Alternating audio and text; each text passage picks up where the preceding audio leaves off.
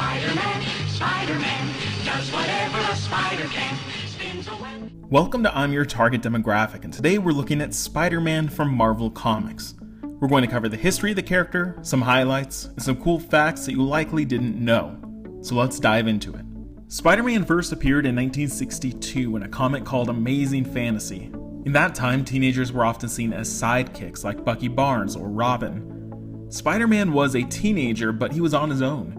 He was meant to relate to young readers struggling with real-life issues, as well as to fascinate them with out-of-this-world adventures.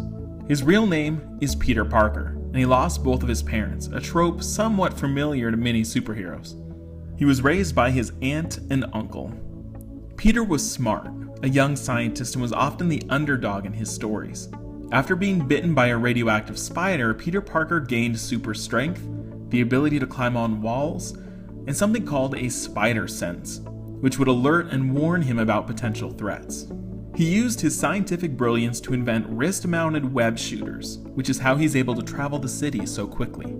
Spider-Man was an instant success, and he got his own line of comics soon after. In the late 60s, college students took a poll of their favorite revolutionary icons, and they ranked Spider-Man alongside Che Guevara and Bob Dylan. They often cited that Spider-Man was like them, and encouraged them to fight for what they believe in. His popularity continued to skyrocket to the point of Marvel publishing up to 4 Spider-Man comics concurrently. His success led to Spider-Man appearing on television basically from the mid-60s until now, with many different shows throughout that time. There have also been, as of this video, 5 live-action Spider-Man films portrayed by both Tobey Maguire and Andrew Garfield, with a new Spider-Man played by Tom Holland debuting in Captain America: Civil War, which will be followed up by a solo movie called Spider-Man: Homecoming. This new Spider-Man is unique in that he exists in what's called the Marvel Cinematic Universe, alongside the other Marvel heroes like Captain America and Iron Man. Spider-Man even had a Broadway musical called Turn Off the Dark, which ran officially from 2011 to 2014. It was expensive to run, costing over $75 million to produce, compared to typically $5 to $15 million. 6 people were also injured while working on Spider-Man, usually due to stunt mishaps. The show wasn't received well critically, but it did very well in terms of sales. So what makes him so popular generally? In addition to being the underdog, his adventures also feature an eclectic series of villains. Spider-Man isn't incredibly powerful, so these rogues aren't world-ending threats, but they're interesting and colorful.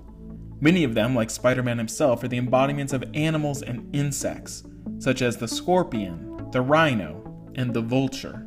Spider-Man's most popular villain, though, is the character called Venom, which appears almost like a dark version of Spider-Man himself. Spider-Man discovered something on an alien planet, a black suit that gave him some additional abilities, but he soon discovered that the suit was sentient and he got rid of it. This suit, somewhat in a jealous rage, sought out one of Parker's rivals, Eddie Brock, and bonded with him to create the first iteration of Venom. This suit is part of an alien race that we call the symbiotes, and they can bond to others, they can evolve, and they can even create offspring, such as the maniacal Carnage and the symbiote with healing abilities known as Anti-Venom. If you're interested in learning about all the various symbiotes, I have another video that explains all of that. There's a link in the description. Another reason that Spider-Man is so popular is that he's generally likable and is one of the more light-hearted Marvel heroes, usually joking and quipping as he saves the day.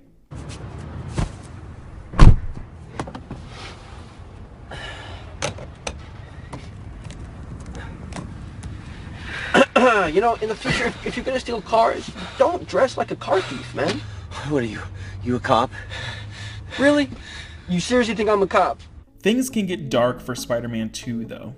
Much like how Batman has a very iconic origin moment, that of his parents being killed, Spider-Man has a very similar moment, one where his uncle gets killed by a man that Spider-Man could have stopped.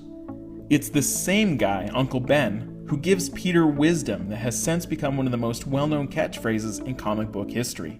Remember, with great power comes great responsibility. With great power comes great responsibility. Uncle Ben and his death is what really makes Spider-Man step up and become the hero that he eventually becomes.